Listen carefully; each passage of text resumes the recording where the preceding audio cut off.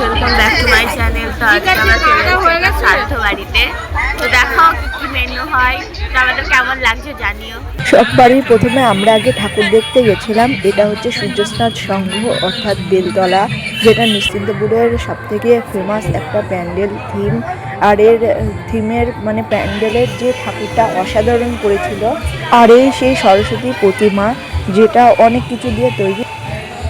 আর এটা হচ্ছে নিশ্চিন্তপুর দক্ষিণ হালদারপাড়ার থিম, মানে যেটা তৈরি করেছে ঢোলাকপুর, অর্থাৎ এটা আমাদের পাড়েরই থিম। তোমরা সবাই জানিও যে এই থিমটাও কেমন হয়েছে। আর এই ঠাকুরটাও তোমরা দেখবে, এখানে মানে নাচ গান করছে। এর মধ্যে অনেক মানে কিছু রয়েছে, যেমন ছোটা ভীম, কালিয়া, টুনটুন মাসি, ঢোলু ভোলু, চুটকি। তাছাড়াও রয়েছে আরও অনেক কিছু। আর এটা হচ্ছে আমাদের পাড়ারই সরস্বতী প্রতিমা। তারপরে আমরা চলে গেছিলাম শ্রাদ্ধ বাড়িতে। তোমরা সবাই জানো শীতকাল মানে জমিয়া খাওয়া দাওয়া। Welcome back to my channel. তো আজকে আমরা চলে এসেছি শ্রাদ্ধ বাড়িতে। তো দেখো কি মেনু হয়, তো আমাদের কেমন লাগছে জানিও। এটা আমাদের ফার্স্ট ব্লগ শ্রাদ্ধ বাড়ির। তো চলো স্টার্ট করা যাক। এটা হচ্ছে আমার দিদি। আমরা এখন মানে শ্রাদ্ধ বাড়িতে খেতে এসেছি। এই দেখো আমাদের সব বাড়ির প্রথমে জল দিয়ে দিয়েছে। হচ্ছে আমাদের সেই ঠাকুমা যিনি মারা গেছে। তো এনারই আত্মার শান্তি কামনার জন্য আমরা এসেছিলাম। প্রথমে আমাদের টিস্যু দিয়ে দিয়েছে। এই দেখো আমাদের পাতা পর্যন্ত দিয়ে দিয়েছে। এটা হচ্ছে আমাদের জলের গ্লাস। এই যে জল, সরি এই তো জোয়ান। তারপরে এই যে এটা হচ্ছে লবণের কোটো। তারপরে আস্তে আস্তে আরো অনেক ধরনের মেনু আসছে। তো প্রথমেই আমাদের ভাত দিয়ে দিল। ভাতের পর দিয়েছিল আমাদের পাঁপড় ভাজা। তো গাইস প্রথমে আমাদের দিয়ে দিয়েছে ভাত, তো এখনো আসছে খাবার দাবার। তো তোমরা দেখতে থাকো, স্কিপ না করে ভিডিওটা। হবে না? এখানে আমাদের পাঁপড় দিয়ে দিয়েছে। এই যে পাঁপড়, হাই কর একটু। হ্যাঁ, তো এই যে পাঁপড় দিয়ে দিয়েছে, চলো খেতে থাকি। এই যে এখানে আমাদের ডাল পড়ে গেছে গাইস।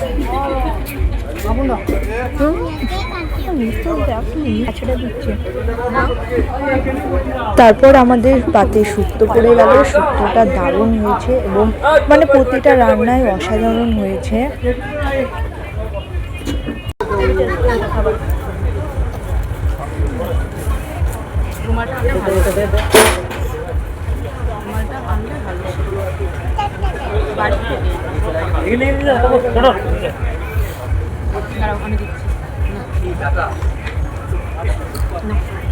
আমি তার আগেও দুটো ভাত নিয়েছিলাম, তারপরেও কাজল আর খেতে পারছিল না বলে আমার পাতে দুটো ভাত তুলে দিল।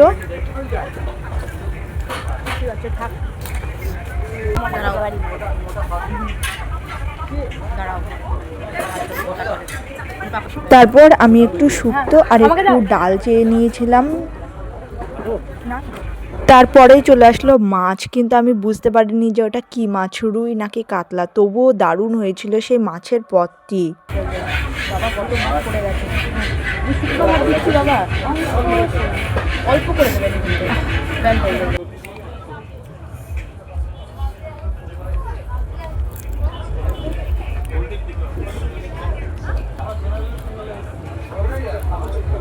তারপর আমাদের খাওয়া দাওয়া প্রায় কমপ্লিট। এরপর আমাদের পাতে পড়ে গেল পাঁপড় আর চাটনি।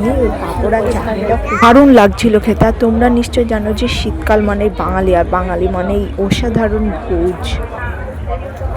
আর কাজলের পাতাটা তো দেখো গাইস, পুরো দারুণভাবে সার্ভ করে ফেলেছে, জাস্ট অসাধারণ। তারপর আমাদের পাতে একেবারে শেষ মুহূর্তে পড়ে গেল দই এবং মিষ্টি, মানে বাঙালিদের যেটা সেরা খাবার। আর এখানেই সমাপ্ত আমার এই ভিডিওটা। তো তোমাদের কেমন লেগেছে অবশ্যই কমেন্ট করে জানিও। একেবারেই শেষ মুহূর্তে আমি দই আর মিষ্টিটা খেয়ে সমাপ্ত করে দিলাম আমার এই ব্লগ ভিডিওটা। তোমাদের যদি ভালো লেগে থাকে তাহলে অবশ্যই লাইক কমেন্ট শেয়ার করো ভিডিওটিকে, আর আমার চ্যানেলটিকে সাবস্ক্রাইব করতে ভুলো। চলে আসলাম আর আমাদের মানে এক্ষুনি শেষ হলো খাওয়া দাওয়া। দেখা হচ্ছে নেক্সট কোনো ভিডিওতে। সবাই সুস্থ থাকবে, ভালো থাকবে এবং সবাইকে শুভরাত্রি।